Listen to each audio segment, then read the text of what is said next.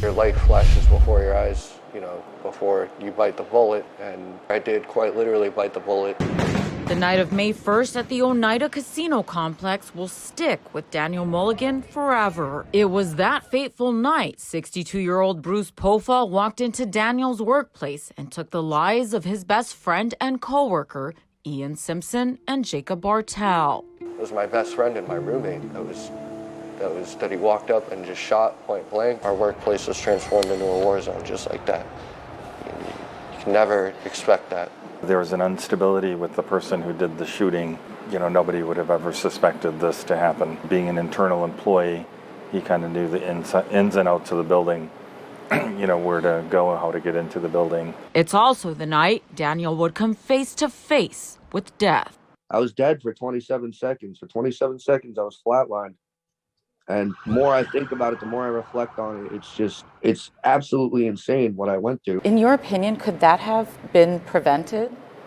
I don't think anybody saw that coming, so there's no way I think anybody would have seen that or could have prevented it. Pofall shot Daniel in the face in the parking lot after Daniel went on the hunt for Pofall, following the shootings of his two friends and seeing the life slip out of them. I was so mad watching him just take my best friend's life in front of me like that I really didn't care. I wanted to take him down. So I went searching for him. First person I saw when I went outside was him. As soon as I saw him, I just charged at him, and it was like a pop. He shot me point blank in the face. That shot entered just below Daniel's right eye and alerted police to Pofall's position. Police shot and killed Pofall. My staff, they're family to me, so that was my first priority, is to make sure they're taken care of. It was gut-wrenching that I wasn't allowed to be on property. They surrounded the complex, so nobody was allowed in or out of our facility when this happened. Against all odds, Daniel was still alive, but the bullet he took to the face had his jaw wired shut for nearly 2 months. Doctors told him he might not ever walk again, might have sensory issues, brain damage, and possibly may never again play the guitar that was so important to him. Well, I can tell where the journey led, but I know. But within 72 hours, Daniel was recovering faster than most could have even hoped. It's been going great. As you can see, I got an eye patch. Certain lights really affect that eye like a lot. My recovery is great, other than the fact that I have to wear an eye patch now. I know a big part was, to continue playing your music and hopefully getting to hear your voice again and sing. But that a river will flow on, even after we're all long Have you been able to do that? I actually have, yeah. Slowly but surely. My voice isn't anywhere near what it was before, but with that, I'm trying to mold it into something different. It ain't gonna stay the same. After the tragedy, the healing and recovery didn't just begin for Daniel, but for everyone. For the Radisson, it started with a name change, and the Duck Creek Kitchen and Bar would be no more. Cedar and Sage is a healing property for the Oneida Nation and for the Oneida people. We use that in a lot of our ceremonies. It's part of our healing process that we go through to get the bad spirits out of the property, the hotel, and let us move on.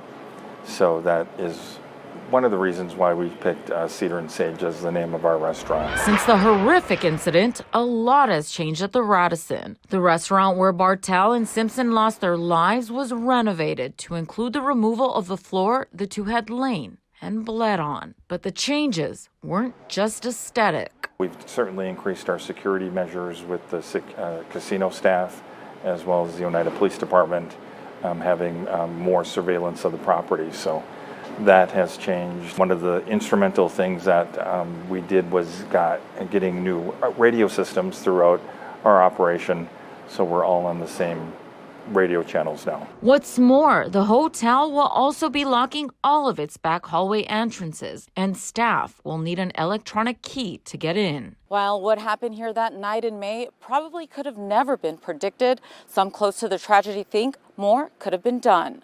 I have my own personal, I'm not allowed to disclose some of what I would like to talk about, but it's an ongoing battle. I'm not too happy with the way things were handled. Absolutely. I mean, I don't think anybody is. The investigation shows that we took all steps that we could have possibly taken to ensure the safety of the hotel guests and our employees. Any concerns of like a lawsuit or anything like that that could come up in the future? Yeah, there's always that concern. We've worked closely with our insurance companies and making sure that all the families have been discussed and reached out to, and that's kind of our first and foremost priority. Many employees who were there that tragic night have since moved on. Daniel now lives in Boston, his hometown, and is continuing to recover surrounded by family. But a bench now standing right outside of the restaurant, honoring those impacted in the cruelest way imaginable, shows they and what happened to them will never be forgotten.